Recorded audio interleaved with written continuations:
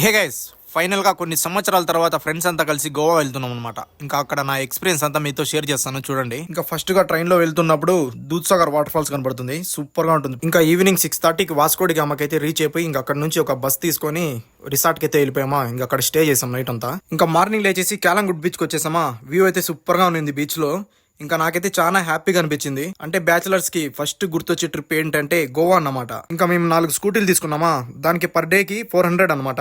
ఇంకా అరంబుల్ బీచ్ వెళ్దామని స్టార్ట్ అయిపోయామా. లొకేషన్లు అయితే సూపర్ గా ఉన్నాయి మామ. అసలు ఇదే నా అవుట్ ఫిట్ అనమాట డే 1 లో. ఇంకా ఆకలితుంటే బిర్యానీ తిందామని వెళ్ళిపోయామా. ఇంకా తినేసి మళ్ళీ స్టార్ట్ అయిపోయామన్నమాట. వెనకాల నా ఫ్రెండ్ కూడా అయితే నాకు తీరా అంటున్నాడు వీడియో. మామ నాకైతే స్వర్గంలో ఉన్నట్టుంది గోవాలో ఉంటే. ఇంకా అరంబుల్ బీచ్ కి వచ్చేసామా. బీచ్ అయితే సూపర్ గా ఉంది అసలు. ఇంకా ఏంటో చిన్నవి ఒక 4 డ్రింక్స్ తీసుకొని అవి వేసి ఇంకా మనం వచ్చింది ఎందుకు గోవా అందాలు చూడడానికి. నాకు 2 కళ్ళు సరిపోలేదు మామ చూడడానికి. ఇంకా అందుకే బీచ్ లోకి వచ్చేసానా.